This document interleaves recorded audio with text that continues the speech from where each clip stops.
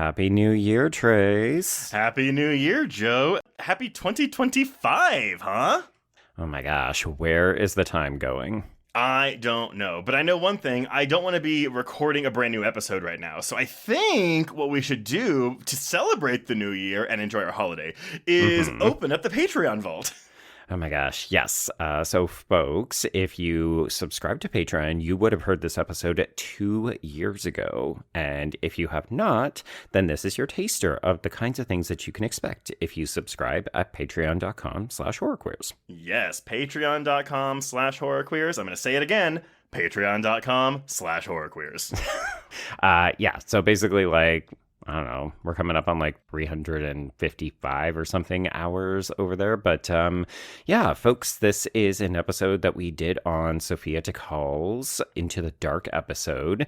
And we had a lot of fun with this one because I actually really enjoyed our conversation about toxic femininity in this film. Yes, there's a really good cast in this movie too. And I just think, a lot of those Into the Dark films, there are some gems in there, and I do think this is one of them. So I was really excited to go back and look at this.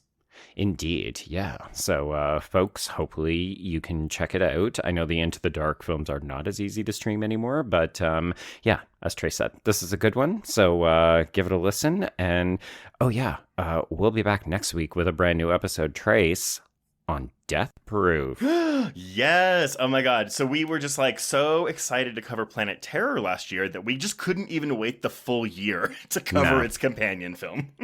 Yeah, and it's a lovely way to start off a new year, or at least when we get back to work. Well, I mean, if we're talking about toxic friendships and New Year, New You, we have the opposite of that next week in Death Proof.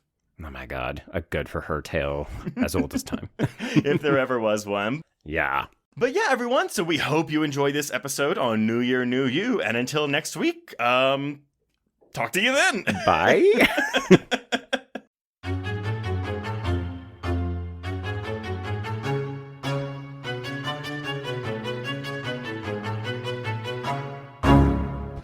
You have to control yourself!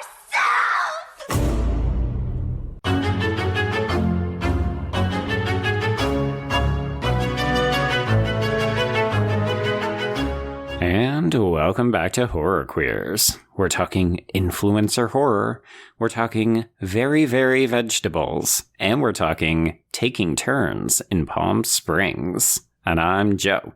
And I'm Trace, and we're talking I'm fucking rich, and people worship me. Oh, Danielle, your true colors come out. Oh, I love her so much. Everyone, we are discussing Sophia Takal's entry into Hulu's Into the Dark series, New Year, New You. And honestly, a precursor to a lot of films we were getting earlier this year, like Sissy, like Deadstream, like Dashcam. Ooh, yes. I was having that kind of weird mental block when I was watching this because, yeah, it feels so prescient, but then you look at the timestamp, oh, this motherfucker came out in 2018. Before the pandemic. That was on a whole year before the pandemic. I feel like this came out yesterday. It's so weird. Oh, it's super, super wild. But Happy New Year, Trace. Happy New Year to you. Almost. We're almost there. But yeah, another 2023 wrapped up, huh? I mean, oh my God, another 2023. What the fuck am I on today? The only 2022 wrapped up. There we go. Yeah. I mean, I will say we've talked about one Into the Dark episode before, so obviously we have done a previous New Year's episode on Midnight Kiss, and this one anticipates that one to a certain extent. So this is the all-female version. We do have a little bit of queer representation in here. Yes.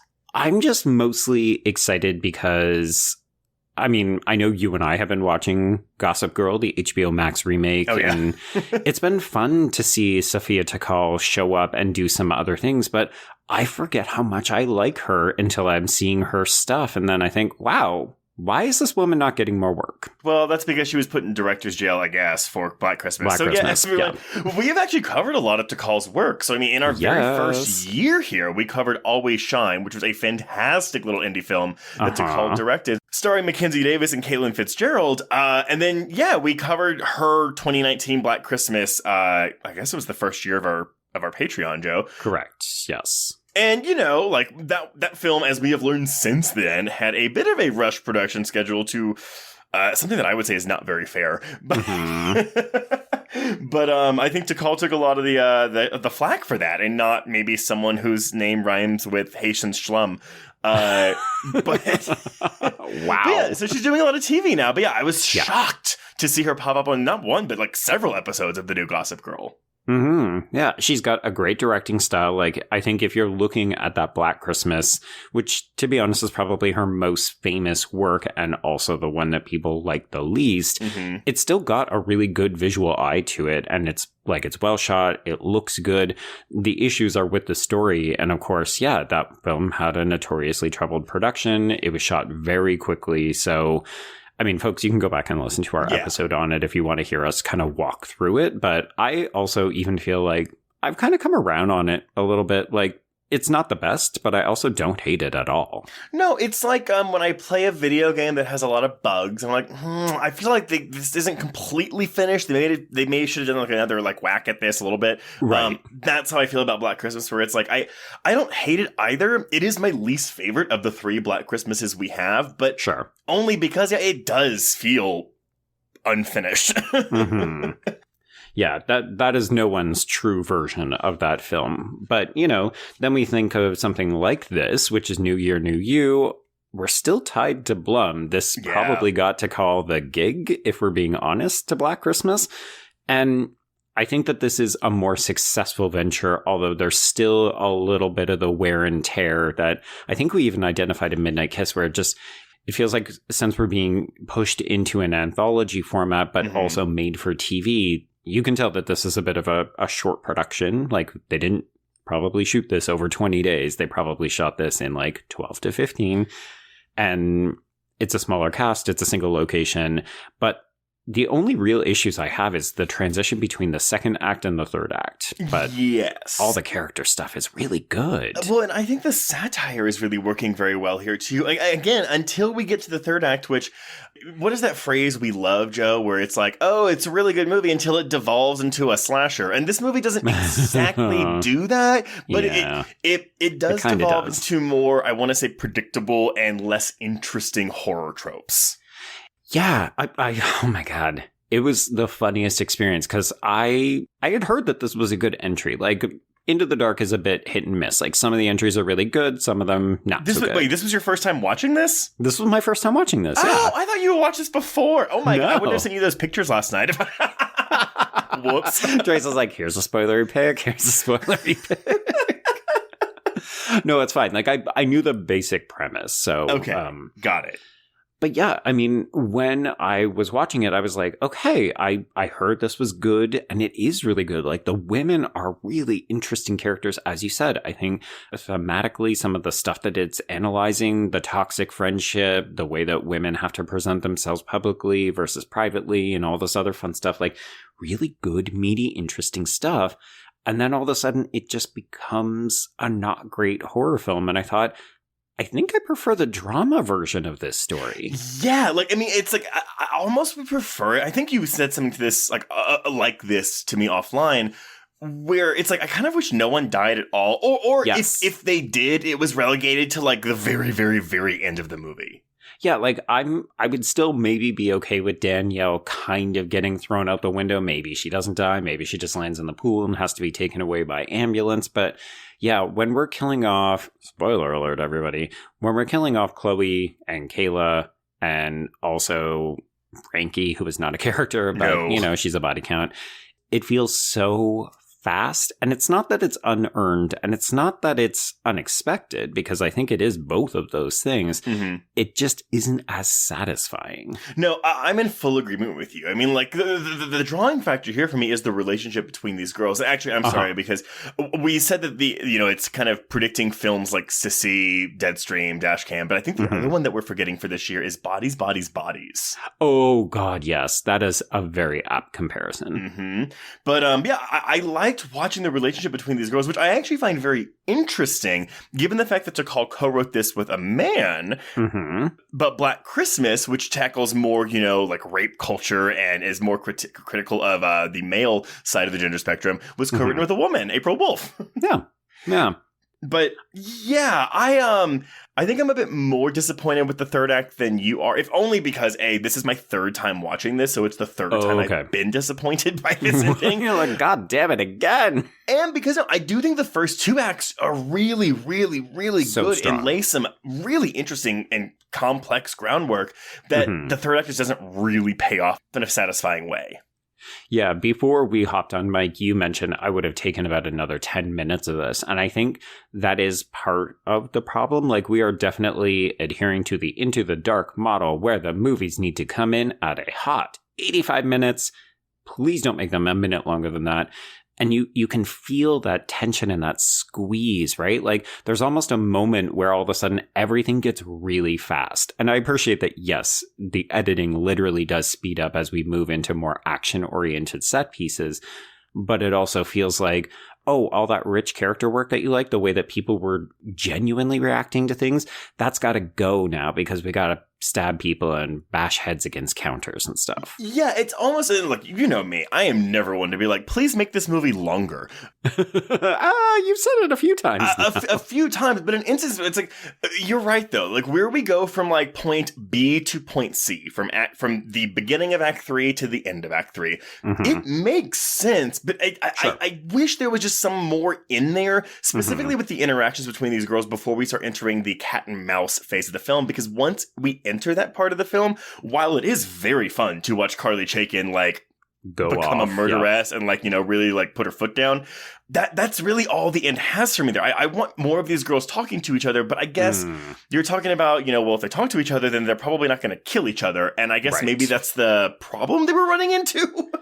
Yeah, I don't want to speculate, but I'm going to, which is that I wonder if they got a kind of note that said, okay, we'll let you do the first two acts like this, but then there's got to be a stronger payoff. Like, we need bodies to hit the floor. And it's like, okay, well, I guess we're going to have to do some stabby bashy. Yeah, pretty much. But unfortunately, the most interesting part is the dialogue in this film. Absolutely. And, yes, I would totally put this under the genre umbrella. But again, nothing about this film is really trying to scare you, right? This is more of I wouldn't even call it a horror comedy, but it is like a horror film with gently comedic elements to it, I guess. For sure. And I think that's one of the strengths that Takal brings to the stage, right? Like, we saw this kind of gentle interplay between horrific or socially relevant horrors, because she's obviously a very astute person in that regard. Like, she's interested in the way that people have to react, live their lives, fake things, fit within gender norms, and so on. To me, this feels like a good successor to Always Shines. That's very much about female relationships, toxic friendships, what happens when they come back together, violence, but that one has a more satisfying, drawn-out payoff. Maybe also because it only has a couple characters, whereas this one we're effectively doubling the character count. But the problem is that more violence doesn't equal more satisfaction for me, because you're right. I'm just loving the conversation. And that last act is just all action for the most part. Yeah, and I would argue not particularly interesting action also because I guess could you tell that it was Carly Chaikin in the pool during the first shot of this film, because we do get it in media res opening? I did, yeah. And you know how I feel about in media res. Not a fan. So I kind of thought, oh, maybe we were doing a Sunset Boulevard kind of homage, like a rich person dead in their pool, flashback a couple of days, let me tell you my story. We don't get a voiceover narration, thank God. Yeah. But it didn't feel, needed. Most of them are not needed. You're not really hooking me, but it feels like, oh, you don't think the discussion's interesting enough, so don't forget there's a body in the pool at the end of all of this. Yeah. But the other big piece was just, I feel like it's pretty obvious that it is Danielle. And I don't know if the sporadic sort of flashback, heavily edited pieces that we see are meant to confuse us. Like, oh no, maybe that's actually what's her face, the girl who died in the past that we're all very angry. Oh my god, what if this has become a ghost story? Right? Like, what if it ended with like Kelsey's ghost coming back and killing Danielle? I feel like that's a different episode of Into the Dark. But yeah, I mean, I don't think it's bad. Yeah. In terms of like starting with Danielle, setting the stage. Okay, let's show you how we got here. But I honestly do think we probably could have just had it so that we only killed Danielle and it would have been more satisfying. Ooh, I kind of agree with that too. But you know what? Okay, sorry. So we're already talking about all of these plot points at the end of the movie. You're so like, I don't even know what you're talking about. Please walk us through this movie like you normally do, assholes. Well, actually, because we've already done spoilers, but I guess everyone, so yeah, Joe and I would both recommend this movie if you've already made it this far. Yeah. But hey, so just some brief production, because honestly, there's not a ton to know about this, except, I mean, as you said, they are churned out. I don't even want to say churned out, because I feel like that makes it sound like it's more of an assembly line. I think they are given a bit more time than like your run-of-the-mill TV show here, but absolutely, it's still, I think, a bit of a rush production schedule. Uh-huh. Mm-hmm. But yeah, no, I mean, so in November of 2018, it was pretty much reported that, hey, like, Into the Dark's doing a New Year's Eve episode titled New Year, New You. And honestly, I think that was like when the first episode aired, because this is episode 4 of that first season of Into the Dark. Yeah, it's super bizarre when you see where the New Year's episodes are placed, because Midnight Kiss, I think, is it's either 4 or 5 of the second season as well. So they always start them in the fall like a conventional season of television. Like, okay, well, now it's fall. We're going to start our season again. You're like, it's focused around holidays. Like, you could literally start at any time of the year you wanted. Right, because they were doing one a month, not one a week. Yeah. Okay, that makes more sense. Well, yeah, so it was pretty much reported about 3 weeks before the movie came out that Sophia Takal was directing the script, written by Adam Gaines and co-written by her, and that it was, going to premiere on December 28th, 2018 on Hulu, which is exactly what it did. Now, you're right, actually. The principal photography took place over the course of 15 days between July and August of 2018. So we're shooting July and August. We're doing all the post-production between August and December to get this thing out by the end of the year. Mm-hmm. And for context, folks, Terrifier 2's bedroom scene took 7 days to shoot. Oh, God. That's a really interesting and good comparison. But reception. Fun Rotten Tomatoes stuff here. So we do have a 94% on Rotten Tomatoes, but the average rating is 5.9 out of 10. Wow. Okay. So again, just everyone. So that, people are giving this probably like 5 out of 10, 6 out of 10, and marking them as positive as a fresh rating, which is giving you the 94% positive scores. But you got to look at that average score to see what they're really thinking, which is, again, roughly a 5.5 out of 10. Wow. Yeah. Aggregates are fun, hey? Yeah, very much so. I'm actually surprised that's lower than I would have expected for the average score. Like, this to me isn't a halfway solid outing. Like, this is a mostly solid. Like, this is 3.5, verging on a 4 if I'm feeling generous.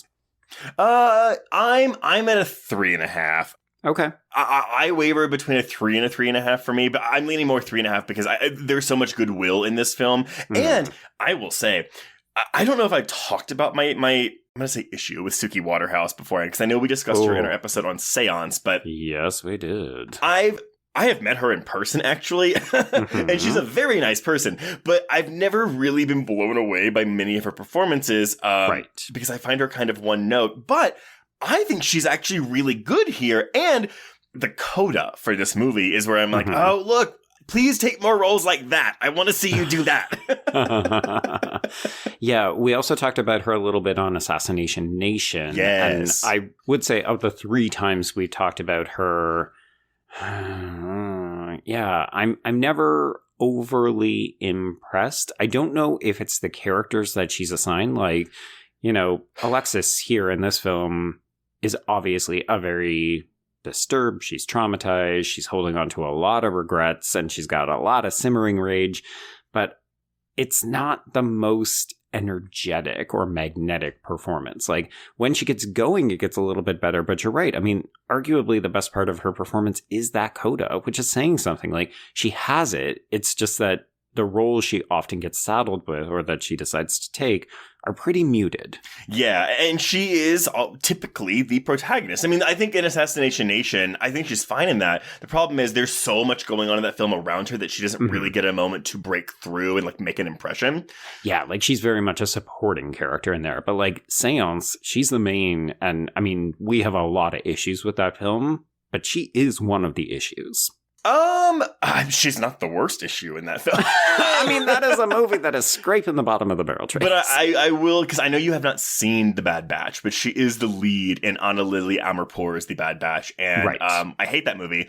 And I don't, but again, it's a thing where it's like, yeah, I don't think she's very good in it, but like also that role is nothing in that movie. So what we're saying is she has a problem with taking not great roles for her, but also in not great movies sometimes. Well, it's a lot of genre work, and she is a model, so she's making that transition from a modeling career to acting. And so I'm wondering if she was just taking any roles that were offered to her, right? Which happen to be these just really boring roles in movies that I don't think are particularly very good, except for Assassination Nation. Ooh, okay. So let me because I realize that sounded like super rude and offensive to her. Let me put a different spin on this. I wonder if casting agents or people who are making these films look at her and see, oh, pretty former face. Model. I'm not going to give her anything too challenging, but, you know, she's pretty and a former model, so she can appear on movie posters and be a lead actress because we'll surround her with other people. Like, I wonder if maybe people aren't just seeing that she can bring this, like, weird, offbeat kind of fun energy that we're seeing little glimpses of in some of her other performances. Yeah, entirely possible. I mean, the star of this film to me is, of course, Carly Chaikin, who is... Oh my God, yes. I mean, Danielle's the best role in the film, obviously, but everyone, if you have not seen Suburgatory or Mr. Robot, both very, very, very good shows with Carly Chaikin, and she gives very different performances in each one. And she's fucking great in both of them. Oh, so good. And she's a brilliant comedian, and she sells the fuck out of this role of Danielle. And then, you know, we have Kirby Hall-Baptiste and Melissa Berglund as Kayla and Chloe, respectively, and I think they're pretty good. But yeah, I love Kirby Hall-Baptiste, but I don't know Melissa Berglund from many things. No. Although if we have any Australian listeners, she is from an Australian TV show called Winners and Losers. Okay. But yeah, other than that, I mean, Letterboxd users have given this a 5.4 out of 10. So again, it's kind of that middle of the road. However, I do think, and I haven't seen all the Into the Darks. My husband has. Right. And by all accounts, this is definitely one of the stronger entries of that first season. Oh, yeah. I have not seen as many as Ari, but I have seen probably 2/3 of them. And this is like a top tier entry. Yeah, 100%. So, like, if people watch this and they're like, oh, that's not very good, maybe I'll check out some of the other ones. It's like, no, this don't one's... do that. I'm not saying don't check them out because they're often very interesting, but you can tell that they're being hampered by a small production budget and a very short shooting time. Like, I mean, we'll maybe have more to say about this in the future, but at the end of the day, like, these were made on a rush job on a TV budget. So it's a surprise that we even get as good a quality as we do. But I would say if you're interested at all, most of the time they're being helmed by up-and-coming directors who go on to do really good stuff. So it's kind of like a who's who gallery of like who will become big in genre. Yeah, it's like Masters of Horror, but like Benjamin Button syndrome, where it's like they're new, they're not masters yet. Yeah, newbies of horror. Yeah, exactly. Yeah, I mean, that's it really, Joe. So why don't we just start talking about it? Okay. I'm sorry, continue talking about it. So we slowly pull back across a pool at night to reveal the seemingly dead body of Danielle, who, as you mentioned, is played by Carly Chaikin. And then we jump to a YouTube interview. So this is host Jessie Hall, played by Bianca Lopez, and she's celebrating Danielle, who we discover is the brand owner of Get Well Danielle. That's her kind of like social media empire. And then she also has her own line of juices called Very, Very Vegetable.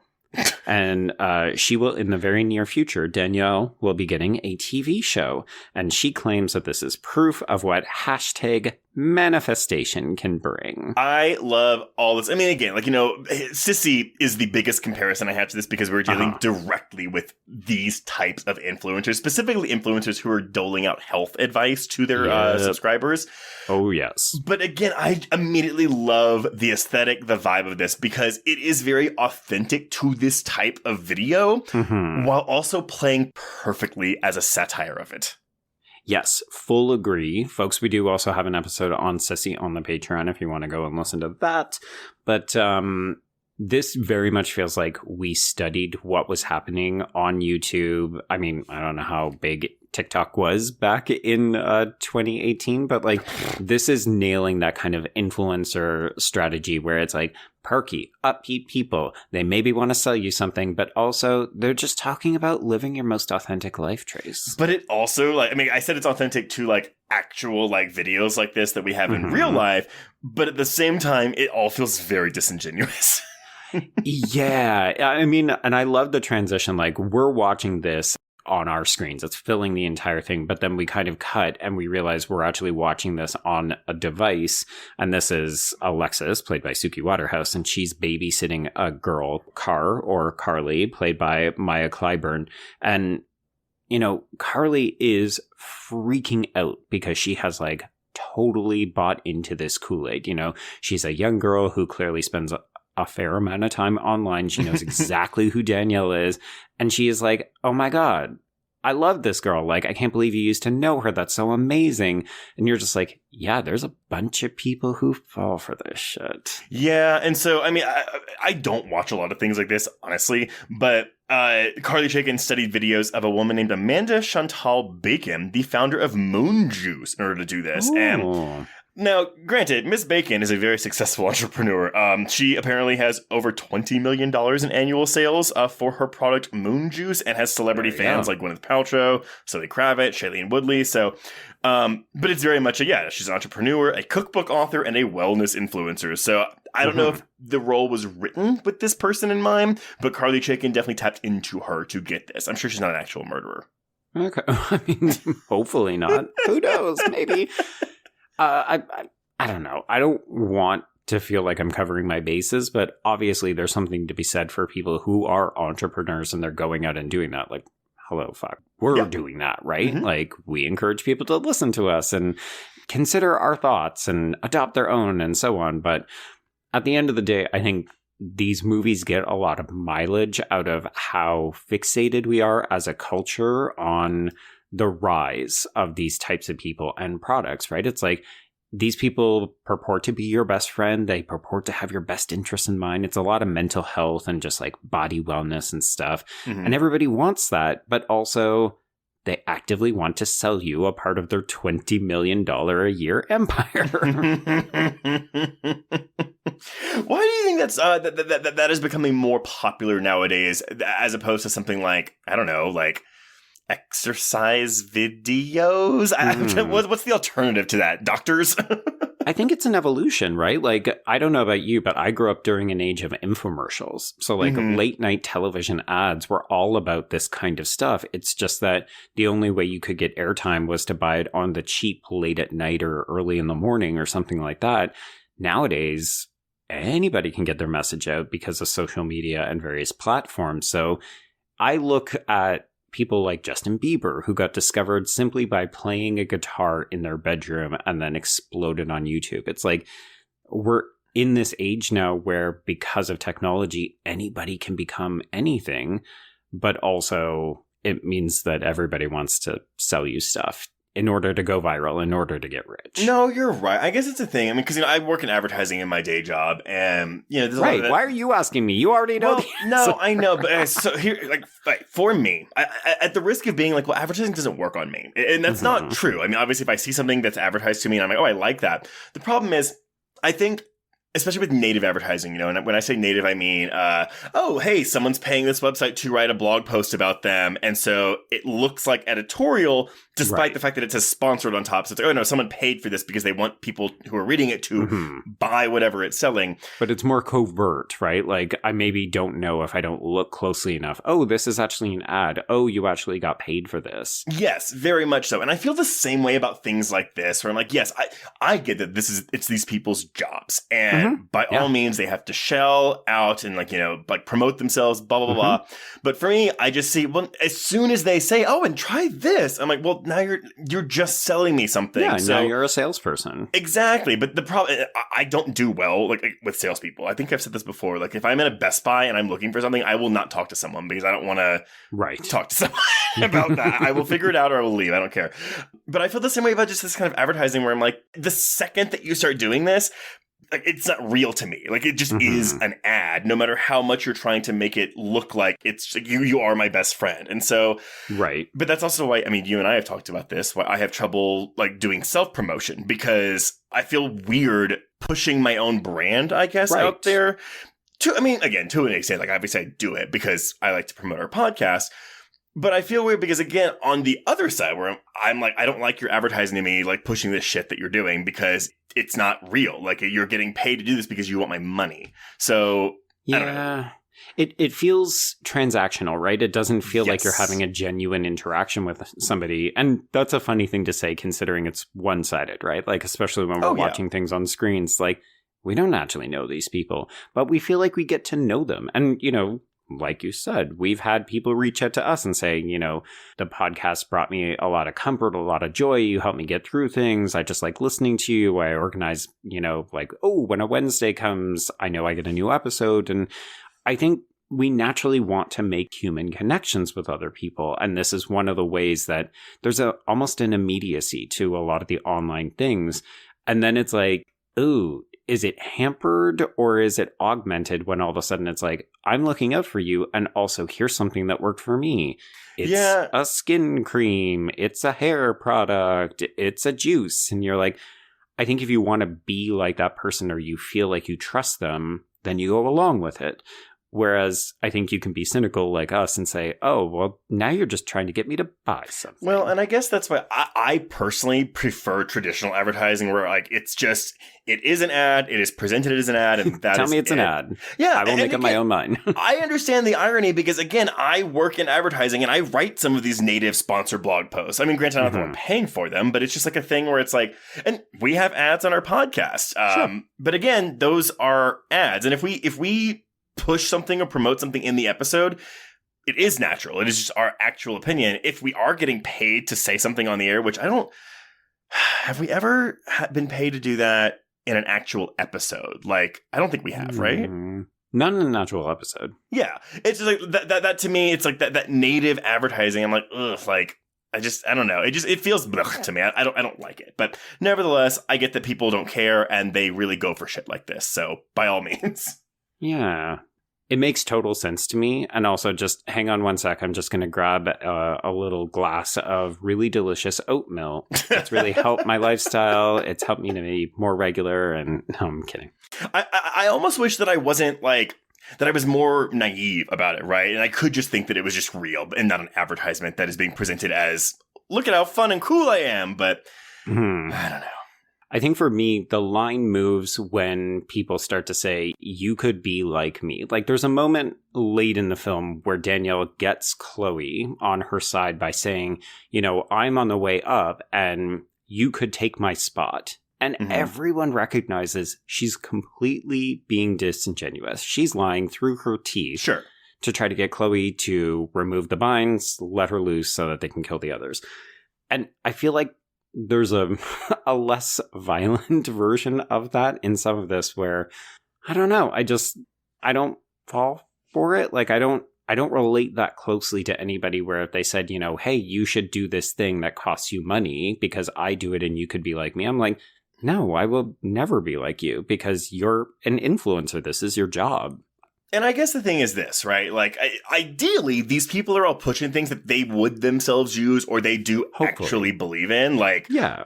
Sure, that's the thing. But also, like, I mean, like, I guess that's the benefit of you and I having different tastes, because whenever we do those podcast reads for movies, if it's a movie that, like, one of us has seen that we don't like, but the other one does, the one that likes it will do the podcast read for it. Not exclusively, because I feel like you do most of them. And it's not that I hate most movies. No, but there was definitely one movie where I was like, Joe, I can't read this because I do not like this movie. Yeah, we were like, this would be a lie. I don't know that I could promote this film. Yeah, exactly that. But anyway, okay, I'm sorry. That was my rant about advertising, but... No, I mean, I think it's an interesting conversation that's worth having, particularly in the world that we're living in right now. You know, we did a sort of influencer horror chat on YouTube where we talked about the various depictions and how we felt it was kind of merging and moving. And it seems like horror wants to have these conversations because, of course, it's fertile ground for examining both horror, but also being topical. Like, this feels like a relevant thing for horror to be addressing, but also for us to be talking about. Yeah, very much so. Very much so. But, yeah, poor Alexis is not... She is very clearly disturbed by something going on with Danielle. And absolutely. The movie goes through great pains to make it very clear she has an issue with Danielle. Gee, Trace, what do you mean? Is it I mean, here's the thing. I like Takal's direction a lot. I think the use of mirrors in this movie is very well executed for reinforcing its kind of interest in like how people lie or present different versions of themselves or like maybe are two-faced. But the trying to hide until it's like a particularly pointed moment, like, ooh, look at Alexis's big scar on her face. I'm like, ooh, she's hideous.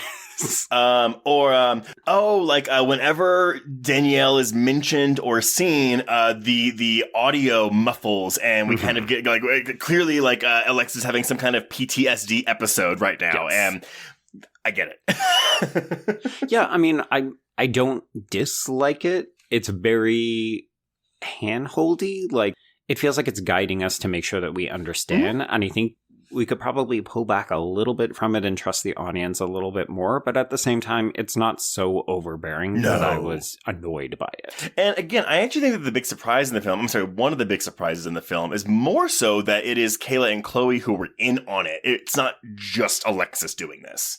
Yeah, that does make it a little bit more interesting because it's not just, oh, there's two bystanders who are caught in the drama between these two girls. Yes, very much so. Okay, so we do get some fairly obvious sort of exposition / like anticipatory pieces here where Car, the child that Alexis is babysitting, she goes, well, like, why did you quit acting? And Alexis says that she wants to make a difference in the world. And then we immediately transition to Danielle's voice, like, echoing in the car. And you're like, okay, I'm sure nothing is connected here. So I guess Alexis is supposed to be the me in the beginning, but then she just becomes the Danielle by the end of the movie. Yeah, basically, yeah. You gotta play the game. Okay, so we watch as Alexis Park. She enters this giant McMansion. Oh, the house porn is off the charts. It's lovely. And then we see that the power is not working. So it's either the house is old or it hasn't been used in a while. And I think the answer is a little bit of both because this is actually Alexis's parents' house. But we later learn that this is kind of the last big blowout before her parents sell the house. And also, it is the site of tragedy. Well, because they all used to play there, like that, growing up. But yes, this is, of course, where the tragedy that we don't know about yet, kind of. We just know something bad has happened, right? Yes, and presumably that is what caused Alexis's scar on her face. Exactly, yeah. So the lights don't work, so she goes down to the basement to reset the fuses. We see Chekhov's golf clubs. And this is the other piece where I'm like, okay, you could have trusted us just a little bit more because we are lingering on the golf clubs. We are lingering on the knives in the kitchen. Yeah, I mean, and maybe it's like that Takal is dipping into the Wes Craven school of like, hey, let's establish the geography and we'll have like that way you as the audience know where everything is and where it should be. So when we move it around later and when we're also like picking up the pace of their editing, you're fine. But yeah, I agree with you. This segment goes on for a little long as she's like walking around this house. Yeah. So she does then take a bath, and I think that this is a gorgeous shot. It's actually in the overhead mirror that we're watching her, and she's just watching Danielle's social media. It's kind of funny. I don't know if you looked closely, but it's very clearly meant to be Instagram, but we didn't get permission to use it. So this is paparazzi. Oh my God. Yeah, I love my favorite is it's like a Google one and it's just like search. Ass jives. Oh yes, exactly. But yeah, no, and again, it's like her life, right? Like she loathes Danielle. She doesn't like, and she's so jealous of her, but she can't stop fucking watching her shit. Which is hilarious, right? Because you're giving Danielle money every time you watch one of these videos. Yes. And that's where it goes into the whole thing where it's like, oh, but I'm one person. How much of a difference if I stop could it really make? And the problem is, that's the conundrum we always have, right? Well, when you're watching the video chat and the feeds and all that kind of stuff all the time, like, yeah, you're giving those people a bunch of money. Okay, so she gets out of the bath. She furiously powders the scars like, girl, A, you are not hiding that, but also B, you need to go easy on yourself. It's fine. It's fine. We then cut to Chloe, played by Melissa Berglund, and Kayla, played by Curviel Baptiste. And they're presented in a very interesting way. To me, this feels like classic Takal, where these women are introduced. We very quickly get a sense of who they are to each other, their individual personalities. Chloe is talking about shoes that cost $500. Kayla is very sensible, like, that is more than half of your rent. What are you talking about? You don't even have a job. So it's like, oh, okay, we understand who these women are. And then we get a classic, oh, the car broke down in the middle of a storm. Now we got to hoof it in the rain. Also, did you know that only one of these actresses is American? Oh, really? Okay. Yes, I did know that about Hall Baptiste because she uses her real accent. No. I'm getting it wrong, aren't I? No. No. Yeah, I think because she's in Killing Eve for the first season. Right. Oh, that's so funny. I was going to say, well, she's Australian because she plays Australian in The Good Place. Yes, there you go. But she's British. Suki Waterhouse is British. And Melissa Berglund is Australian. Carly Chaikin is our lone American here. Okay. And I think they all hide their accents very well. Although, I mean, I would argue Baptiste has been using an American accent for a very long time. Forever and ever. Yeah. Yeah. Okay, so the women arrive, and Chloe immediately has no tact, talking about how, ooh, this house gives her the creeps. It's still got weird vibes from the incident. She basically does everything except say, remember when that girl killed herself? It's bad. But Chloe's also that kind of shit disturber friend where they have no filter and kind of no tact. Yeah, and that kind of plays into how she goes, to where it's like, oh, but she's the one that's actually the most insecure, and that's why she overcompensates by just being loud and boisterous and like the funny one. She's the funny one.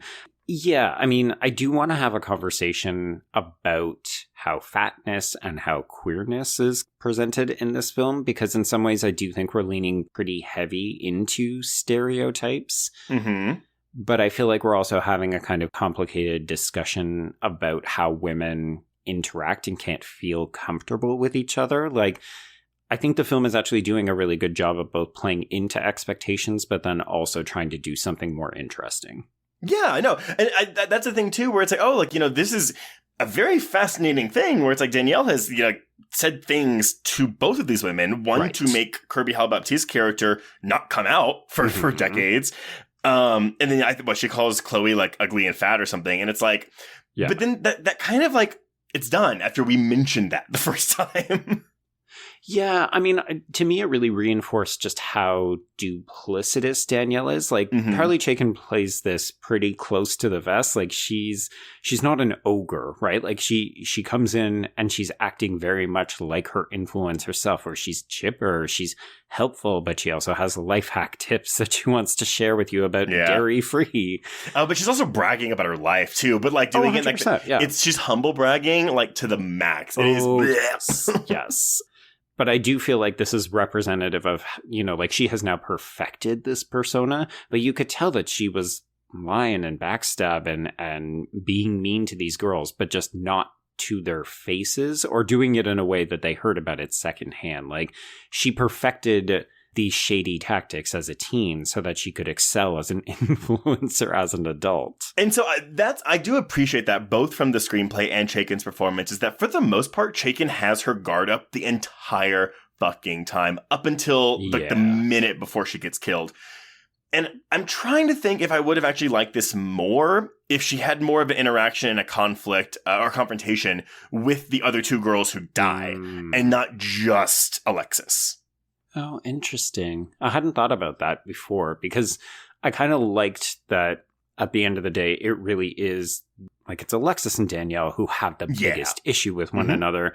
And then they drag the other two into it and make it their problem. Like that moment where Kayla says in the steam room, you guys just suck so much is so satisfying because you're like, A, that's perfect for this character. But also B, it does seem like, you know what? I don't even know why we're still friends. Like, we probably should have just let each other go years ago. Oh, but see, that rings especially true to me, especially with female friendships. Sure. I mean, I did this. Like, I held on to friends way longer than I should have, only because I felt like, no, we're friends. Like, we will get through anything. We will evolve. It's not like romances where you just leave exes behind because they're pieces of shit or you've moved on or they've moved on. It's like friendship. We have this idea that they have to be forever, as though you don't outgrow friends. Yeah, no, very true. So we're talking about whether or not we even think Danielle's going to show. We're drinking some champagne. It's interesting, but also, yes, we are pushing in on that knife rack. Don't worry, folks. Violence is on the horizon.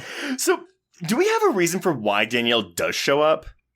I wonder, this is pure speculation. We don't have a confirmed reason. Mm-hmm.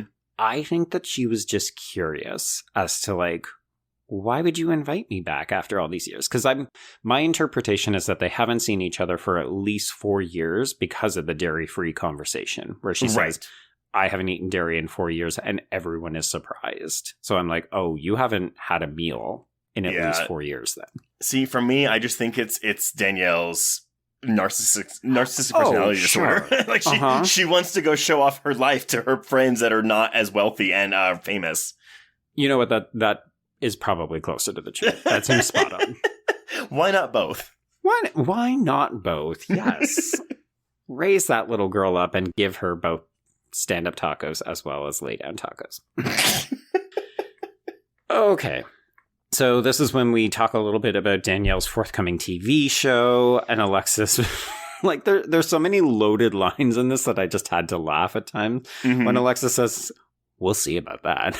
Oh, I know. Like, okay, girl, we know you're planning to get revenge. Calm your tits. Well, I also, because Kayla, I think it's around this time we're having the dairy conversation, though, where Kayla's like, just because a woman is involved in something does not make it inherently feminist, which I think is also kind of a meta commentary about the film itself. Mm-hmm. And very rich, considering what poor Sophia Takal is about to go into in the next year. Oh my God, I know, right?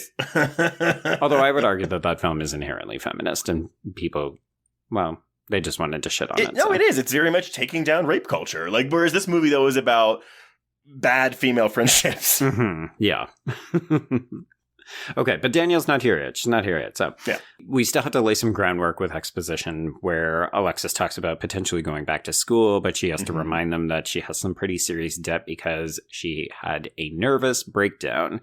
And I do find it interesting that they try to reassure her, like, oh, it wasn't that. And she's like, no, it fully fucking was. Yeah, no, it was a nervous breakdown. Like, it was.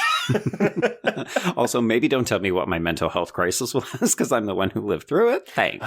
That's always so hard, though, right? Like, I am so bad in those types of situations because, again, I feel like just being like, it's going to be okay is like an empty platitude. Right. Yeah. And so it's just like, I'm just like, no, I'm just going to listen and nod. And that's all I can do at this point because, yeah. Yeah. It reminds me of the conversation in Bones and All where Taylor Russell is just like spiraling about like, oh my God, how do I have to live as a cannibal for 60 to 70 years? And Timothée Chalamet just looks at her and he's like, I don't know what to say to make you feel better. Yeah. Yeah. It's like, oh yeah, me. Yeah. You just gotta live with be it. there. There you go. Yeah. Okay. So this is when Chloe starts really talking about Danielle's income. Just in case you hadn't realized, Chloe is very money obsessed, aka because she's very poor. So then Danielle shows up, and there's one final sort of pregnant pause before Alexis opens the door. She does catch Kayla's eye, and she asks if she's ready. So that clues us in that this is not an Alexis vendetta thing. This is meant to be at least Kayla is in on it. Possibly also Chloe. But you can also just read it as, are you ready for this bitch that's about to walk through the door? Are you ready for this ogre to come in and tell us about her influencer life? Yeah. Okay, so Daniel comes in. She gives them fake compliments about the decor, which are so disingenuous. Yeah, this is, I lived for all of this. It's just like, it's so fucking fake. And it's just like, it is hilarious to me that Danielle doesn't think anyone can see through her shit, but I guess it's because she has millions of followers who don't. Right. Yeah. As we hear later, she's got like this army of people who just compliment her and propel her upwards. And she's probably not used to people calling her on her garbage. No, God, no. No. Because she is rich, white, and powerful. There we go. Yeah. Just in case you weren't getting enough Gwyneth Paltrow boop vibe, she does break out some organic vegan cream. God, this is the green shit, right? Yes. Yeah. Okay. Just these jars, these massive jars. And I half expected her to say, oh, they're made with avocado. You could eat them if you wanted. But sadly, she doesn't. Missed opportunity, though, to not just shove a whole glass of milk down this girl's throat later in the movie. It's true. Yeah. Here's your dairy, bitch. Well, it's like when she said when she gives the reason for why she doesn't eat dairy, Alexis is like, wow, it sounds like you're really making a difference. Which is pretty ironic, right? Because her line to Carr earlier is, oh, well, I quit acting because I wanted to make a difference. Yep. Well, Danielle has the life she wants. Although, and that's the thing, right? Because by the end of the movie, she has Danielle's job, but has she succumbed to Danielle's mindset? Right. Or is she actually going to make a difference? I don't know. I mean, dude. I know. She's just Danielle. She's just the new Danielle. Just Danielle, yeah. This is the thing, right? All of this is for nothing. It's really just, Danielle got what I wanted, and as a result, it's petty jealousy. The road to hell is paved with good intentions. And influencers who don't do dairy. Yeah. Yeah, exactly that. Yeah. Yeah. It's so funny. When I was in college, I read a book. So do you remember the book Skinny Bitch? It sounds vaguely familiar. It was like a diet book. Well, okay, I'm sorry. I thought it was a diet book that was like taking off. And so the women that wrote Skinny Bitch wrote a book called Skinny Bastard. And I was like, okay, you know what? Fuck it. I'll read it. Because I had a boyfriend who was overweight at the time and he was trying to lose weight. So I was like, you know what? I'll go on this journey with you and like read this book with you. Okay. It is very much an anti-dairy pro-vegan book because there's an entire chapter about like how bad milk is for you, not only in terms of how much of the calcium you actually absorb, but also like the treatment of the cows and stuff. Wow. So, this is an affront to you as someone who drinks a glass of milk a day. I will say that I stopped drinking milk for like a month because when you start reading about how the machines and the udders cause pus, it gets into your milk and the pasteurization to get it all out. And there's also shit in there that comes out of the diarrhea. It is really great. It's a very convincing propaganda piece, but it is just that propaganda. Okay. Things I did not have on the checklist for tonight's episode. Oh, yeah. Udder pus. Cat udder pus and cow diarrhea in your milk. To anyone listening to this episode first thing in the morning, you're welcome. Oh, it's such a clutch off-season pickup, Dave. I was worried we'd bring back the same team. I meant those blackout motorized shades. Blinds.com made it crazy affordable to replace our old blinds. Hard to install? No, it's easy. I installed these and then got some for my mom. She talked to a design consultant for free and scheduled a professional measure and install. Hall of Fame son. They're the #1 online retailer of custom window coverings in the world. Blinds.com is the GOAT. Shop Blinds.com right now and get up to 40% off select styles, plus a free professional measure. Rules and restrictions may apply.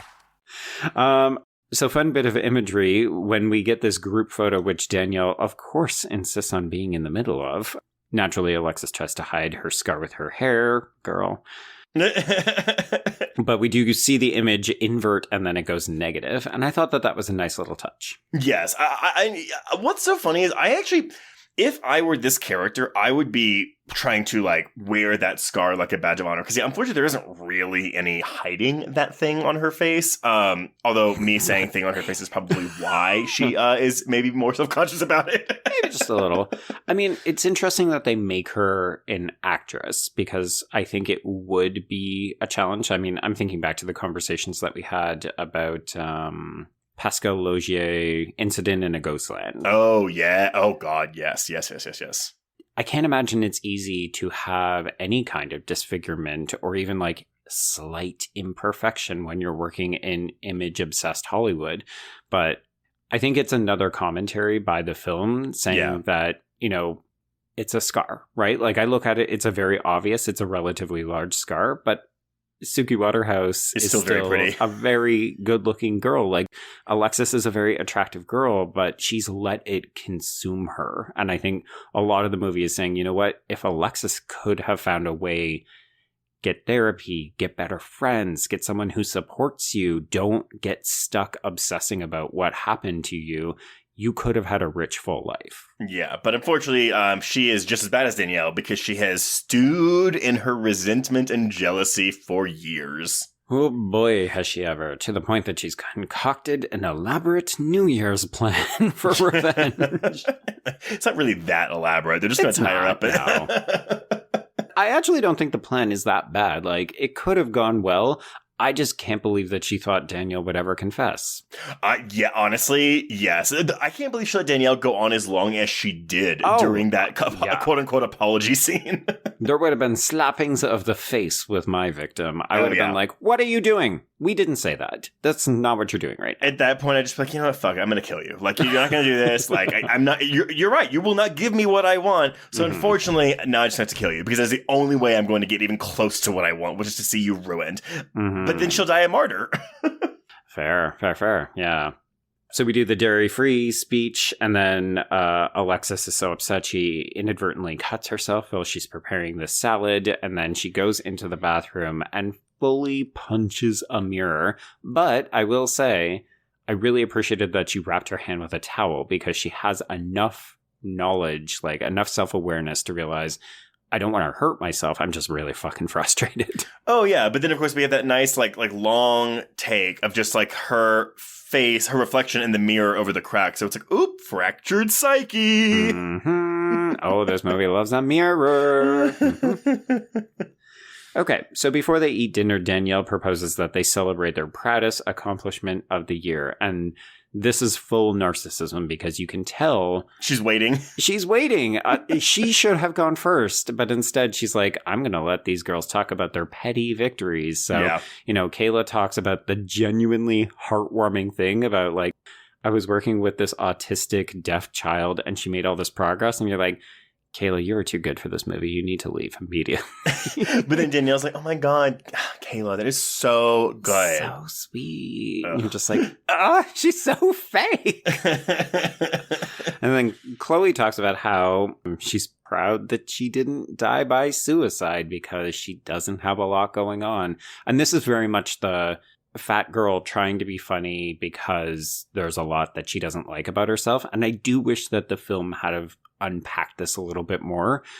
I think it's trying to get there, but it's still a little too stereotyped for me. Yeah. It doesn't go quite under the surface enough. Like, again, from this to her, like, siding with Danielle, it kind of makes sense because obviously you can see Danielle will be smart enough to, like, use this girl's insecurities against her. Absolutely. But yeah, I wish there was just a little bit more in between to really sell it to make me fully buy that Chloe is like, yep, cool, I'm going to do this and possibly kill my friends. Yeah, because we know enough about Chloe that it does ring true, but it also feels like it either happens too quickly or just Chloe isn't fully formed quite enough. Like, she's not a proper character. She and Kayla still feel like the supporting cast to these two main girls. Yeah, very much so. Yeah, so Alexis admits that she didn't really accomplish much because she is bogged down by regret. And I think this is actually the truest Alexis is in the entire film. Yeah, no, I would agree with that. But also after this is pretty much when she really starts to... Because after this, we get the one... like the spa scene. Yeah, we're into the steam room. I do like the moment where they're talking about their high school hookups and how, Danielle's crawling along the floor to unplug the light. Like, all of this stuff feels so fucking genuine. Like, it gives you the glimpse of who these girls were before everything went to shit. And you can really believe that they did have a friendship. Yeah, 100%. I think that this scene is vital because, again, you could argue that, oh, like, this is kind of a slow, like, what are we doing here? We're meandering before we get to the good stuff. But yeah, it is that reason. This is the stuff. This is the good stuff. Yes, because everything before this still, like, there's still a bit of animosity between Danielle and Alexis, and that doesn't really come through in this scene. And so it's like, okay, yes, I can see these girls were friends at one time. Yes, yeah. And I think even just... it'd be easy for people to ask that question, like, why would Danielle come to this? She's too famous for this. And I think you're right that it is narcissism, but it's this scene that kind of sells you that there's enough of a relationship. And even the moment where down in the basement, when the fuses go out and she comes down, she says, I'm still me. I'm just me. Right. You're like, we need these little moments of real emotionality to sell all of the other shit that's going to happen between these two. Very much so. Mm-hmm. Yeah. Okay. So outside of the steam room, we're playing cards. This is where Kayla more or less comes out. She says that she's been seeing a woman named Frankie, and Danielle is surprised in quotation marks. So she's so inspired by this moment that she decides, let's start a video. So she gets Kayla to talk about her New Year's resolution and what she wants from the new year. And then she stops her, Trace, because it's too political. And she doesn't want to offend people who share different political values but are still part of her brand. Fellow queers, raise your hand if you've experienced something like this in your life before. Oh boy. Could you just take it down a notch? Not everything has to be queer. Like, why do you just need to feel the need to put it into everything? Also a euphemism. Also the title of my sex tape. Also the title of pretty much most of our Bloody Disgusting comments. So true. This is one of those great things. I mean, would we call this it's not a microaggression, right? Because it's not like she's... No, I think it is, because it's basically a condemnation of like, oh, Kayla, can you please just tone down your lifestyle because I don't want you to offend the conservatives who might be watching. Which is really funny because it is the fact that she is a lesbian with a girlfriend that made her want to do this to begin with. She's like, right? But you can be gay, but just don't be like that gay, you know? Yeah, like you can be gay, but also be like Hallmark friendly gay. Yeah, be like a celibate gay. Like you don't need her pussy. Like, you'll never do that. You're just like girls who are in a relationship but never touch each other. Mm-hmm. Or do it for the pleasure of male viewers. Wait, where are we? Oh, right. Okay. But yeah, in case you didn't think Danielle was a huge cunt, this is a really big clue. Yeah, but I love the way that this is done because everybody seemingly understands what's happening, but nobody's talking about it because we're still trying to have a good time, Trace. We're still coming up on midnight. Let's just have some fun. Let's drink a little bit more champagne. Nobody wants to rock the boat. But you can see it in Baptiste's performance of it. Again, this good eye acting here where it's like she's not breaking down during this scene, but you can see her immediate hesitation, but also it's almost like that, like, you know, she's being pushed back in the closet. Right, 100%. After spending so long to get out of it. And it's just like you see it in her eyes. And it's just, it's so heartbreaking. Yeah. So when the camera gets to Alexis, at this point, she's definitely gaining momentum. She's gathering steam. She's sick of Danielle's shit, frankly. So she doesn't even pause. She just says, stop. And Danielle will not let it go. She just keeps filming her. She keeps encouraging her. She mentions Alexis's beautiful face and how her 1 million followers would want to see it. And I'm just like, oh, this bitch is like, she is a maniac. She is so fucking mean. She's a sociopath. Like, she is... Oh boy. And it's so funny because like she will be like, she is full on a sociopath, but like, sure. But, oh yeah. Like this is just like, because you would think that someone like this, like again, whatever public persona Danielle puts on would be well aware that scar is going to be a soft spot. Oh, that's why she does it, Trace, because she wants to get under Alexis's skin because she thinks she's better than her, right? If the whole point of coming here is to show how big of a deal she is, nothing will do that more than reminding the others how small they are. Well, and something I love too. So, Alexis, like, loses her shit. She's like, get the fucking phone out of my face. Throws the phone. It's great. And she storms out. But then Danielle's telling the other girls, like, oh my God, I thought my phone was going to be totally screwed. Like, that's what she cares about. Yeah, it's her immediate reaction. And then she goes, oh, I thought the window was going to break. And this is when we get Chekhov's hermetically sealed windows following the accident. So I think I probably missed one, but I did mention earlier that we're getting these like scattered flashback images.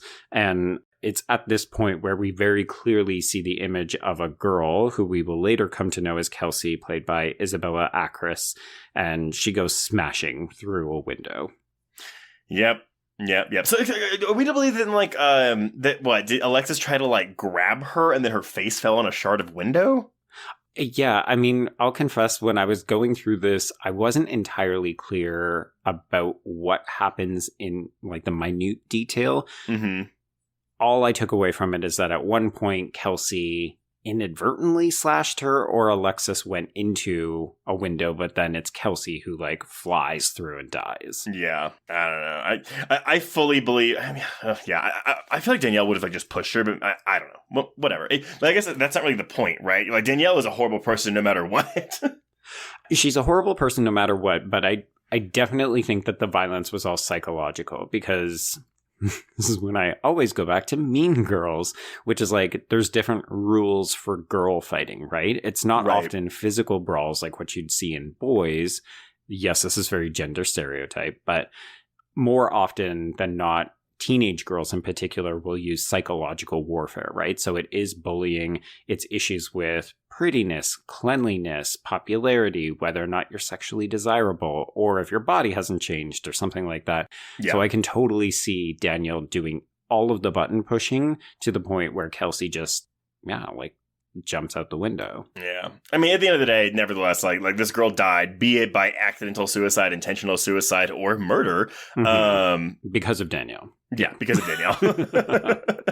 Yeah. So after all of this horribleness, like we really get to see how awful Danielle can be. The movie pulls it back so that we still are building this simmering tension. So this is when we get the scene where Danielle apologizes to a certain extent to Alexis and says, I'm still the same person. She says she's proud of Alexis and that she admires the strong girl she's become. And you're like, it feels less disingenuous here because it's just the two of them. But in hindsight, it's still very clearly, this is just a play. It's a power play. I love the two. She's like, we're so close. You've checked my butt for hemorrhoids. And let me tell y'all, everyone, as someone who has had hemorrhoids before, you don't need them to get checked. You know what they are when they're there. But maybe you want confirmation just because you're embarrassed. Oh my God, the pain. But yes. You just get that cute little donut thing that you get to sit on, right? Sure. So that you're never sitting directly on your butt. Well, because the thing is that you can get them like on the outside, but you can also get them like inside your anus to where they're like just there. So it's like, I guess maybe, but then she'd have to like literally just like spreading her hole open for Alexis to see inside. Oh my God. Trace, do you realize the things that you have been talking about on this episode now? Whatever. Everyone gets Tell hemorrhoids. us more about hemorrhoids and like milk pus. Such good things. It's, I this is what you're paying us for, y'all. I guess. Yeah. Okay, so we have 1 hour left until New Year's, so obviously things are going to start to happen. This is when the women recreate their 8th grade recital, which is, of course, to TLC's Unpretty. A little on the nose, but okay. Okay, I did not know this song. I know their waterfall song. That's TLC, right? It is TLC. Okay, I know that one. Okay. We get a little bit more mirror action. They all seem to actually be having fun, and then Alexis catches sight of her scar. The mirrors are such that she's seeing like multiple versions of her face, which, kind of makes her distorted and all this fun stuff. And good acting here from Suki Waterhouse, where you can just kind of see all of the emotion drain from her face. Like, she's still kind of doing the motions, but she's so checked out. Like, okay, yeah, the time has come. The plan has got to go into motion. speaking of the time has come, how appropriate is this next conversation during this Never Have I Ever game, given all the Twitter drama that's happened over the past few months? I'll confess the fact that they don't name Mr. Electric Car is smart, but obviously everyone knows that they are talking about a certain musky gentleman. Now, do you think that she's telling the truth? Oh, I 100% think she's telling the truth. Really? See, I don't. You think she's lying? I think she's lying. Oh, why do you think that? I don't know. I just don't. I don't believe that Mr. Electric Car would fly her out to his fucking thing, his private island for a quick fuck, and then go like bring her away. I don't know. Maybe I'm being totally naive here, but I'm just like, no, this seems like a play for Danielle just to like get more shit from her friends. And she's using the NDA as an excuse to be like, well, they can't really fact check it because something's going to be out there. Okay. I can see her lying for, clout and that kind of stuff, but the sequence of events where it's private car to private jet to Greek islands for the weekend just for the fucking, oh, I totally buy that kind of shit. Yeah, I mean, nevertheless, either way, she's a bitch. And Alexis is not having this because she is immediately like, well, she just calls her a whore. She literally calls her a whore. And it is a mic drop moment in this film. It feels incredibly satisfying, but it's also a little bit of a, oh shit, now we're doing it. But it's like, hey, feminism, she can have sex with whoever she wants to, whenever she wants to. Well, to me, the more telling thing is when Danielle starts to tell the story before she kind of goes into all the details, because Alexis will not let her stop. She's like, no, play the fucking game. I want to hear all of these sort of details. But before that, she just hears who it is. And there's this pause and Alexis looks amazed. And she just goes to Danielle. He just seems so smart. And that's not about Muskie. It's about the fact that Danielle is so stupid that why would anyone who is smart take an interest in her? And I was like, oh, yeah, that is a cutting remark, my friend. I love that. Although, as we've learned recently, maybe Elon Musk isn't as smart as people think he is. Oh my God. He is a fucking idiot. He's not very smart. He and Danielle would actually be perfect together. There you go. Yeah. I mean, they're both sociopaths, so correct. Yeah, there you go. Okay, so this is where Alexis just pulls out all the stops. Like, the pretense is gone, and she says, never have I ever bullied a perfectly sweet, innocent girl until she will use the terms of our podcast, die by suicide. Die by suicide. I will say that one thing I do appreciate from this movie is that this happens sooner than I thought it would. Oh, yeah. I was kind of like, okay, we're going to have violence, obviously, because we've been lingering on things like knives and golf clubs and stuff, but I figured it would be the last 10 minutes would get super violent. Well, that's the thing. So she does this thing, she's like, oh, she mentions the suicide, and I'm like, okay, cool, so we're gonna get like some conversations here. No, we are immediately waterboarding Danielle with champagne. Yup. And tying her to a chair. Yeah, with the height of ridiculousness, we're using the cords from these inflatable balloons to tie her to the chair. I was just like, ladies, no. You need rope. They didn't plan ahead? Something more significant. I feel like they literally like text each other like, hey, y'all, we're going to do this, okay? Okay, hey, bye. Didn't bring anything to prepare for it. No, I completely disagree, because when you see them blowing up all these balloons, you're like, okay, this is how it's going to go down. I made sure to get those 2019 balloons. We're good to go.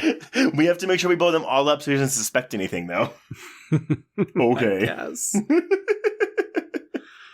Okay, so so this is when we do get that image of Kelsey breaking a bottle and slashing at someone. So presumably that's when she cut up Alexis's face.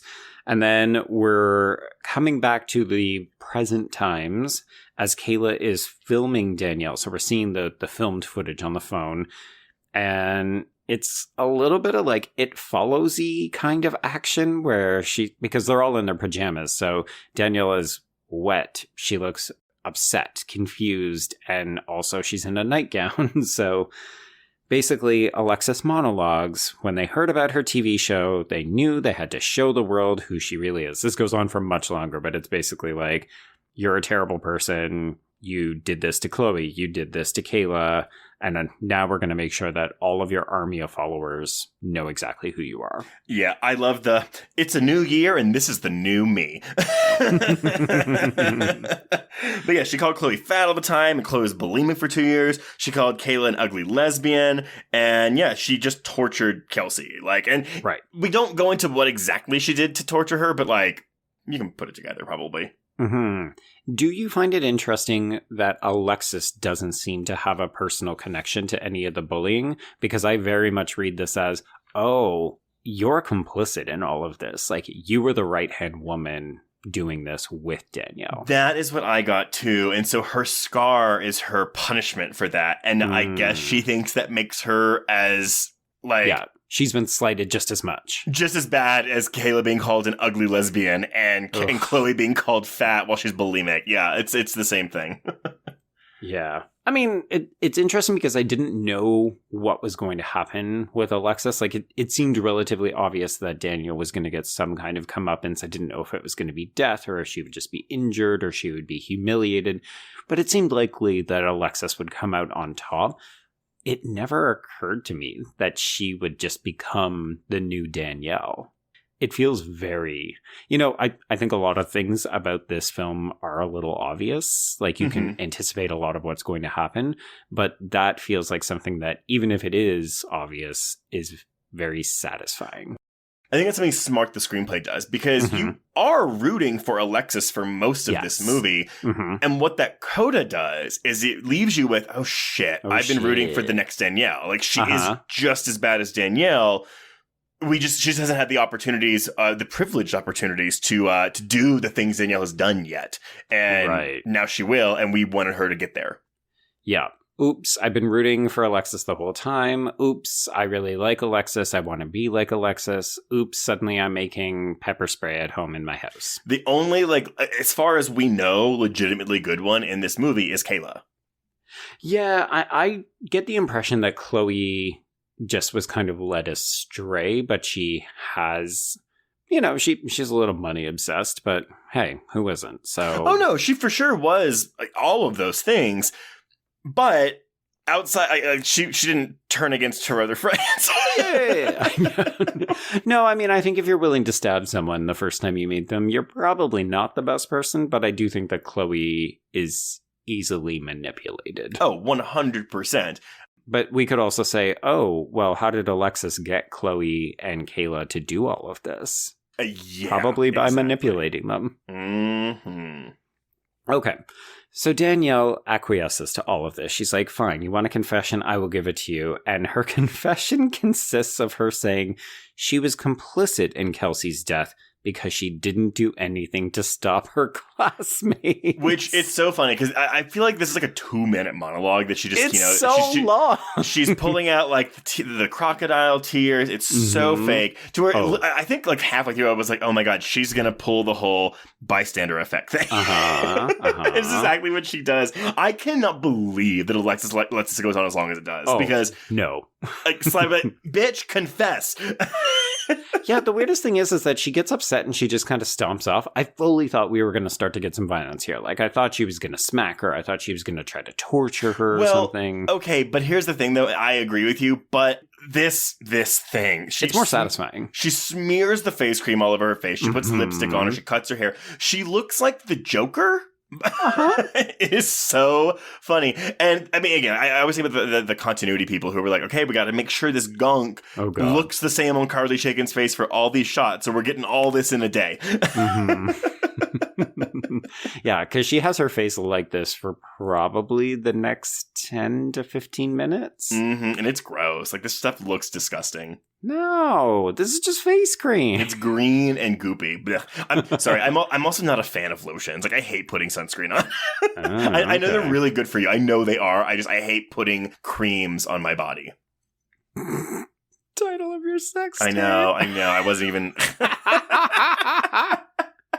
No, but also, as a gay man, just watch how much sun you're getting then if you don't like sunscreen, because, man, you're going to look old in a bit. Well, so the thing I hate the most, more than sunscreen, so when you have a sunburn, there's that aloe vera, but it's the gel stuff that you have to put on it. Oh, I love it. See, I don't, though, because it makes your skin sticky. Sticky. There we go. And sticky is literally my least favorite tactile sensation. Oh my God. Print it on a fucking t-shirt and sell it in the Horrorqueers merch shop. God, just with the 3-drop water emoji. I mean, sure, yeah. But I was mostly trying to do the influencer joke again. You were supposed to call me on it. I was just saying sticky as cum, so that was where I was going. We were going on 2 very different paths.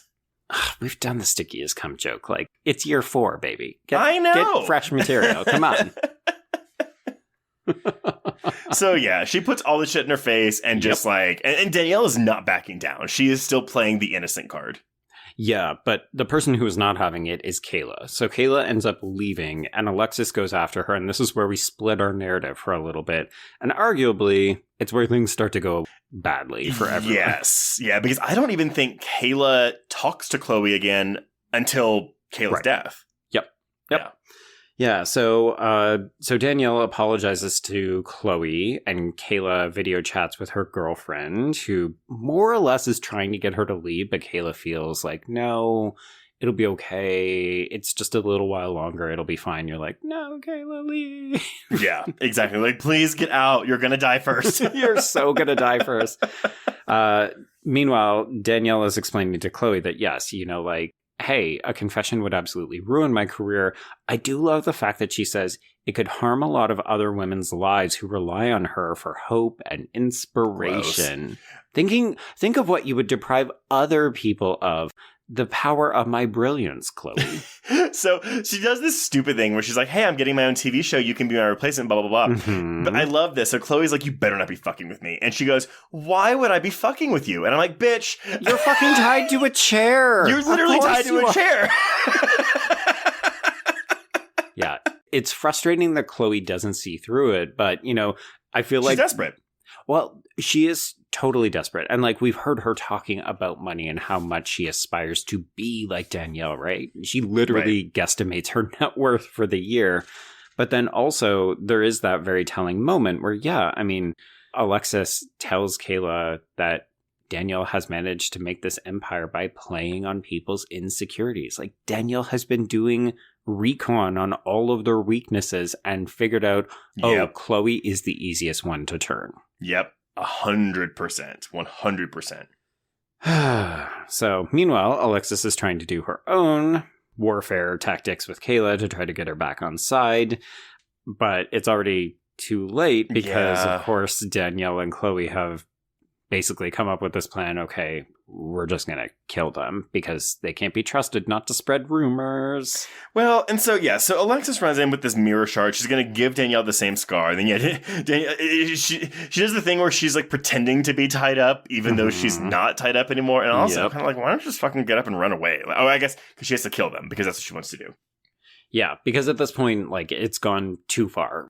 Somebody has to win and somebody has to die. So this is basically when we move into our third act. We get a fight and Danielle knocks Alexis out. And when she wakes up, she and Kayla have been left in the steam room and it is set to max temperatures and the door is locked. I love it. Danielle's like, a couple hours and we'll just call the cops and tell them we found them. They're dead.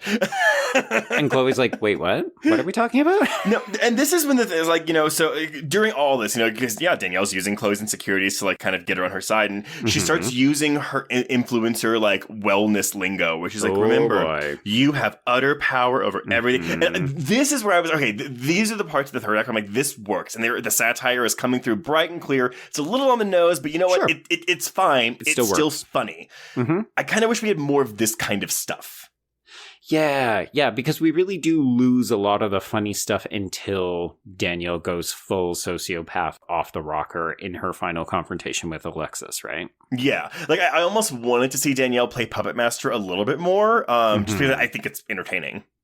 Yeah, no, I agree. And I do think you're right that the sort of political commentary or social commentary it's hitting stronger here, whereas when we lose it, all we're left with is generic women stalking each other in a house. Yeah, which, hey, I'm all for. It's just... Sure, but we've already had good stuff that suggests we could do better. Yeah, very much so.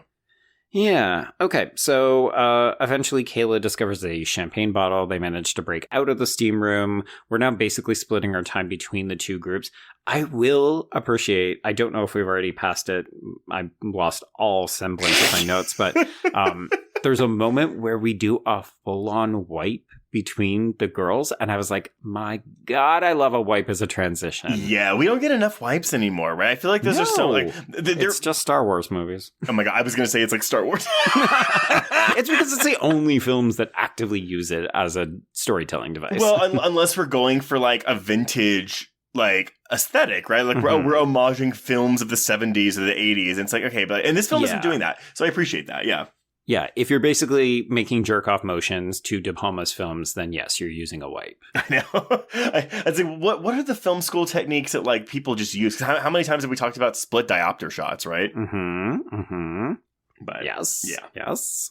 I mean, I still love it though. Whenever it pops up, I'm like, I'm the Leo pointing at the screen. Split diopter. I love it. I also love that like. I guess Brian De Palma just owns split screens. Right? How did that happen? Especially since he was paying homage to Hitchcock. Yeah, it's weird. I mean, it's, again, everyone, it's not just like a split screen. It's the way that they do it. Like, that's like we're playing with the split screen format. But yeah, it's, I don't know. Yeah. That was a fun little divergent tangent. So there you go. Okay, so everyone is out and on the move. We have Alexis and Kayla trying to get out of the house, but the doors are all locked. Front door, garage door. And meanwhile, we have Chloe and Danielle who have armed themselves with the aforementioned Chekhov's knives. Yeah, and this does not end well for Kayla. Man, the hit on the head, like that's always as soon as it happens. Lazy to me. I know. I can't think of any off the top of my head, but so many movies do this. I'm like, God damn it! Like, I just kill someone. I'm so tired of the accidental. Oops, they fell and hit their head, and they're dead. And also, this one didn't look as bad as some of the other ones that I have seen. No, I mean, I think it looks fine. Yeah, I'm with you. I don't like it as an accidental death. Like, it feels overdone. Like, we've seen so many productions do no, we were just fighting and it was mild, but the passions got excited, and then all of a sudden this person was dead because they went clink on the edge of a counter. Narratively, I don't even mind the fact that Kayla dies, but how it happens and when it happens in the film, it just feels like, because again, Endgame is Alexis Danielle. We just need to get this character and eventually soon Chloe out of the picture because they're not ultimately they're not important. Exactly. And that's kind of a thing where it's like, but they are, because they also have the saddest stories in this movie. And I kind of wish, I'm not even saying I want like revenge for either one of them, but I just want more. Like it feels so abrupt to have Kayla die here. But of course, little do you know that there's like 10 minutes of the movie left. Yeah, that is fair. This is really when you're feeling that pinch of the runtime. Like we mentioned earlier, that the editing really starts to speed up when the action begins. And it's like, that's what this is. Like, there's a lot more cuts. We're not letting scenes just kind of play out. There's things happening, and then we're cutting and getting on to the next thing. But yeah, like, Kayla's dead. Chloe basically bites it a couple minutes later when she gets a golf club to the head and she takes a tumble down the stairs. Accidental death again. It's kind of accidental, but also, like, I was trying to knock you down. I just didn't mean to kill you. Yeah. Well, that is the definition of an accident, then. Well, it's an accidental death. It's not an accident because I was aiming at her face. It's an intentional attack, an accidental death. Yes, this has been Dr. Trace's Semantics Corner. I love semantics. Okay, but I do want to address your criticism that basically it's like, okay, we got to get rid of Kayla and Chloe because Endgame is Alexis versus Danielle. Right. This is obviously deliberate. Like, this is very much the conflict we've been setting up. Do you think that this is commentary on, at the end of the day, the most important people, I'm using air quotes, are the white women? Are the white women, and like... Skinny. Yes, skinny, attractive, conventionally attractive. Fat women, black women, queer people, disposable in the grand story of these people. You know, I didn't think about it before. It does make me like it more if I think of it as an intentional commentary as opposed to an unintentional Like, or Right. as opposed to just like a narrative, like we got to get this done type thing. Mhm. So I will choose to subscribe to your commentary read. Okay. I don't know if I fully buy it, but it does make this go down a little bit easier for me. Yeah, I mean, I don't know for sure. Unfortunately, Well, there's no way to know, right? well, sometimes we can find interviews with directors or like what was the intention and that kind of stuff. I didn't find a ton. Like, there's no articles about the queerness in this film, which I was kind of surprised by. I would have thought Well- somebody would have written about the depiction of like a black lesbian in this film. But the thing is, though, you're right. It is a film, but essentially, this It's is a an TV movie. installment of a TV show. Yes. Yeah, which I think is the problem. Like, I think there's even going to be a bunch of people who are even surprised we're covering this because it's not mainstream enough. It's not even a proper film, which I would disagree with gently. Oh yeah, it's 80 minutes. Like, Well, it's a testament about how we treat, theatrical versus streaming prestige versus something that is, like seen as a television or a glorified. Like, when you look this up online, you'll see that Sophia Takal and Adam Gaines don't even get a story credit. They get a teleplay credit. yeah. Mm-hmm. So it's like, this is a television show.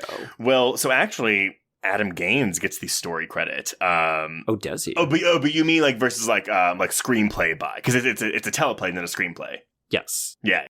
I just think I don't know. I mean, I've really started to try to get more on my soapbox about why we need to value different types of media, whether it's like shorts or web series or that kind of stuff. And it's a little ironic because we were dressing down things like YouTube and TikTok videos earlier. But I think at the end of the day, it's just, I'm willing to give Sophia Takal the benefit of a doubt based on what we saw in Always Shine. And particularly when you look at the 4 women that she cast, right? Like, I think if you release this nowadays, you'd get a bunch of people saying, oh my God, this is so woke. Because of course we've got 2 white women and then we've got a black lesbian and then a fat girl. And you're like, no, I think that's by design. Like, I think these were very conscious choices. The woke mafia strikes again. Oh New year, new you.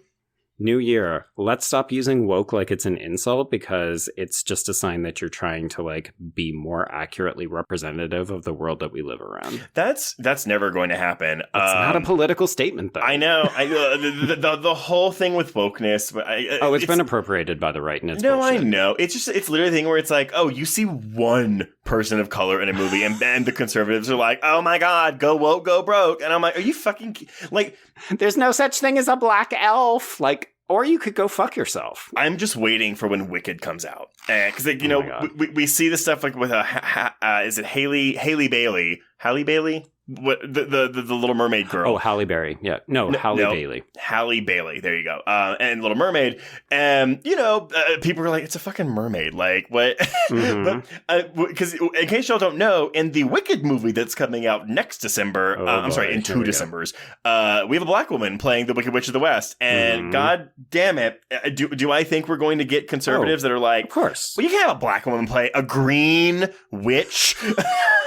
Also, you're ruining my childhood. God, I will never understand. I never understand it. Never understand it. It's so stupid. But Last thing, and then we'll move back on. Yeah. I literally saw someone say about Ariel, this is redhead erasure. she has red hair. Like, no, because I saw people complaining about, like, oh, what about her red hair? And I was like, she has red hair. Did you want a wig? Like, did you want like the bright fucking red that looks like a cartoon? Like literally red? So. I don't know. Like she has red hair. Oh, boy. Okay, coming back to New Year, Yeah. New You. In between Kayla and Chloe getting offed, we do have Frankie doing that classic, hi, I'm a person who's arrived in the 3rd act of a horror film, immediately killed. Immediately killed. Also, because this is the thing, right? Because Chloe accidentally kills Kayla. Mm-hmm. She just stabs the fuck out of this girl. It's like a weird double penetration where they both just kind of like, because isn't Danielle also there? Aren't they both just like stabby, stabby, stabby from different directions? Danielle's like distracting her by talking to her about Kayla, I guess. I don't know. I feel like a lot of this is shot too with the camera really far away down the hall. Yes. Mm-hmm. Yeah. Okay. So she's dead. Kayla's dead. Chloe's dead. And now we're left with just the two who really should have just kept this between the two of them. Yeah, so I do like all of this. I just wish it were longer. Well, it's not even like the cat and mouse, because I just wish the final confrontation with them, not even the fighting, but the verbal dialogue. I wish that went on for longer. A little longer. We need a little longer for all of this, right? But yeah, I was like, did you really think I was going to apologize on camera for you? Oh, this is Chaykin finally getting to cut loose. You know, the whole film, she's been doing this deceptive, mean, undercutting commentary. And then, I'm scared. What are you doing? Why am I tied to a chair? Now it's like, here's the real Danielle. She's a huge bitch, and she is super entitled. And I guess really, yeah, it's for me, I'm just like, I just feel bad for Chaykin, because she is the most fun part of this movie, but she only gets to play with the mask off for a very brief amount of time. And so I kind of wish that it was just like this scene of just her, like she's over it. And she's like, fuck this. And she just starts like destroying the house or something.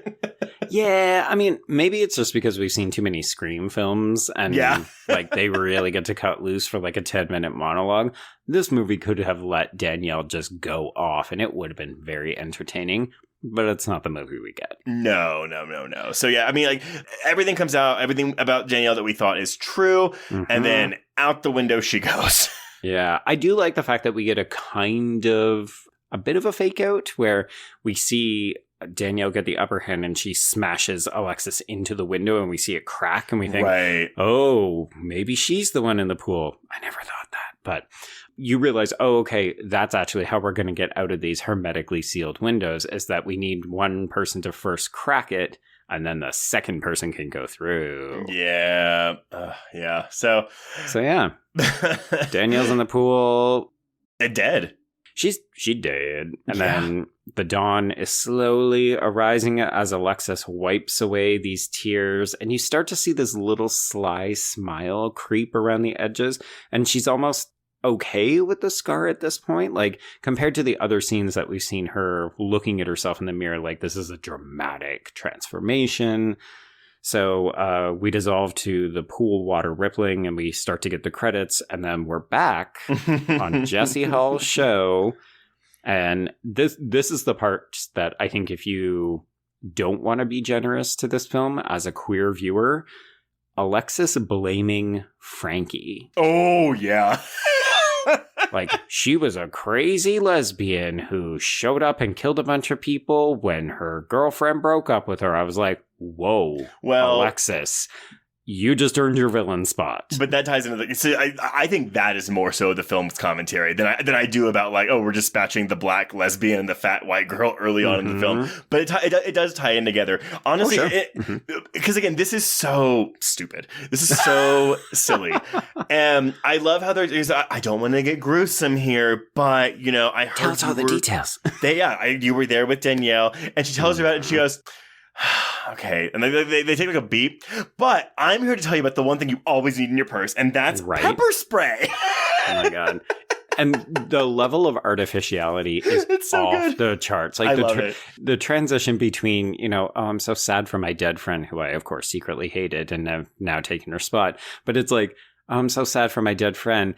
And now this thing in your purse. You're just like, whoa, girl, you need to work on these transitions. But that's the joke, right? It's the joke, yeah. Like, you're so bad. How is anyone fooled by this? I love the coda for this. It's so funny. And again, like, Suki Waterhouse is getting to play other emotions, which I really, really appreciate. Yeah, without necessarily spoiling anything, I will say that this reminded me of another queer text that has an ending that I liked and you did not. And I'll be curious to see if people react the same way. Bleep it out. What are you talking about? Oh, yeah. Okay. Yeah, so, that's it. Yeah. So yeah, that is New Year, New You, everyone. Just to, kind of carry us into the new year before our Glass Onion episode drops in a few days. But let us know what you thought. And also, how does, pitting the women against the gays, how does this stack up against Midnight Kiss, which is, of course, on our main feed this week? Yeah, I do kind of like the fact that they did like, okay, girls first year, boys second year. Yeah. It's amusing to me, and I don't know, I almost wish we could have gotten a third year of Into the Dark to see like what would they have done for a New Year's entry, and would they have done like, let's mix them together, or would they have done something completely different? I have no idea. But from what I've been told from people who have watched both of these seasons, it's mostly meh, like output that we're getting from these Into the Dark entries. It is, but I think the second season did a little bit better for female representation. It should be noted that this episode actually, New Year, New You, literally dropped like right around the time that Jason Blum ate his whole foot and talked about how female directors don't really do horror. And a lot of people did end up saying like, oh, this is interesting. But obviously it was into post-production by the time he said that, but it was like a very weird, fortuitous timing that this ended up coming out like right around that same period. He's like, look, see, I'm good. Basically. And then people were like, didn't you just give her like 15 days to make this movie? And Black Christmas. He learned nothing. He learned nothing.